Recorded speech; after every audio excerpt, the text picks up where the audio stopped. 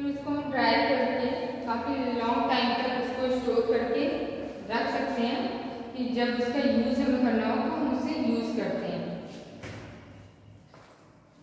Book में देखिएगा, we can preserve our food in the following ways. अभी आपको बताया गया है, फ्रीजिंग करके फ्रिज में आप मीट कर सकते हैं, डिहाइड्रेटिंग मतलब पीस, सॉल्टिंग, पिकल्स, ये सारी चीज़ें स्टोर करते हैं, sweating jam, canning through fruits and juices etcetera. Fruits and juice को कैनिंग करके हम क्या स्टोर कर सकते हैं। We can save milk by pasteurisation technique, यानी उसको बॉयल करके हम उसको कुछ दिन तक अपने 1-2 दिन तक उसको यूज़ कर सकते हैं। Mint and coriander are preserve by sun drying. Mint यानी पुदीने की पत्तियों को और धनिया, कोरिएंडर मीन्स आपका धनिया होता है, उसको सन के आगे धूप में रख के हम उसको सुखवा कर जो है उसको सुरक्षित रख सकते हैं। Meat, milk and eggs are keep in refrigerator at a lower temperature for the preservation. Meat, milk और एग जो हमारे हैं उनको हम लोअर टेम्परेचर पर रखकर फ्रिज में स्टोर कर सकते हैं। ये चैप्टर आज आपका कंप्लीट हो गया है। एक बार आपको फिर ये चैप्टर रिवाइज करना है, अच्छी तरह से टॉपिक्स आपको समझने हैं। फिर हमारा है MCQ questions, tick the correct option. Page number 38 दिया है आपका first, green leafy vegetables are rich in terms of. जो ग्रीन लीफी वेजिटेबल्स होते हैं वो उसमें क्या कौन सी चीज़ें पाई जाती है? Vitamins and minerals, proteins, fats या ऑल ऑफ दिस। तो आपको पता है ग्रीन लीफी वेजिटेबल्स में विटामिन्स एंड मिनरल्स हमें मिलते हैं, तो आप किस पे टिक करेंगे? ए ऑप्शन पे, विटामिन्स एंड मिनरल्स।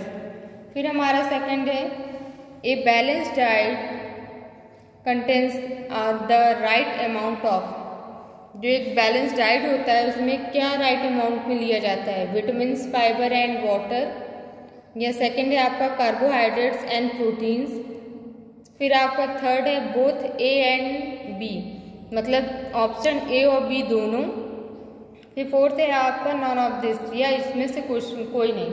तो आपका ऑप्शन आपको पता है, विटामिन्स, फाइबर एंड वाटर भी हमारे बैलेंस डाइट में हेल्प करता है और कार्बोहाइड्रेट्स एंड प्रोटीन्स भी हमारे बैलेंस डाइट के लिए ज़रूरी है। तो आपका both A and B correct option है, तो आप उस पर टिक करेंगे।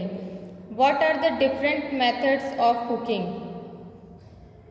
कुकिंग की कौन कौन से डिफरेंट मेथड्स हैं? आपको कल की क्लास में बताया गया था और आज भी रिवाइज करवाया गया है।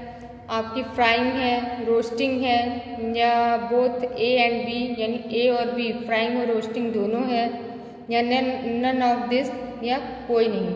तो आपको पता है ए और बी आपका दोनों है, तो आप किस पे टिक करेंगे? सी वाले पे, बोथ ए एंड बी। फिर है आपका tick the right statement and cross the wrong statement. First है आपका, cooking makes the food soft, tasty and easy to digest. जो कुकिंग होता है हमारा, उससे हमारे जो फूड होते हैं सॉफ्ट, टेस्टी और इजी टू डाइजेस्ट, यानी आराम से डाइजेस्ट हो जाते हैं। ये ट्रू है, राइट है या रॉन्ग? तो आपका ये राइट है, तो आप यहाँ राइट करेंगे। फिर है आपका, food moves down the food pipe into the large intestine. Food जो है हमारा फूड पाइप से होकर वो लार्ज इंटेस्टाइन में जाता है, तो ये आपका गलत होगा क्योंकि वो स्टमक में जाता है, उसके बाद स्मॉल, फिर लार्ज में जाता है। फिर आपका है third, undigested food is flushed out through rectum. जो अनडाइजेस्टेड फूड होता है वो हम फ्लश आउट करते हैं रेक्टम के थ्रू, तो ये आपका सही है, तो उस पर आप टिक करिएगा।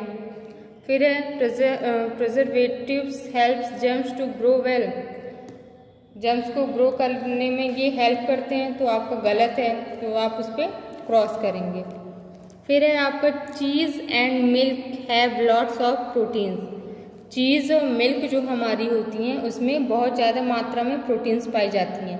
सही है या गलत, तो ये आपका आंसर सही है, तो आप इस पर टिक का निशान करेंगे। फिर आपका ये फिल इन द ब्लैंक्स है, ये आपको खुद से करना है होमवर्क में, और ये एक्सरसाइज आपको सिर्फ बुक में फिल करनी रहेगी, और ये दोनों वर्क आपको कॉपी और बुक दोनों में करना है। ये आपको खुद से बुक से पढ़ के सर्च करके लिखना है।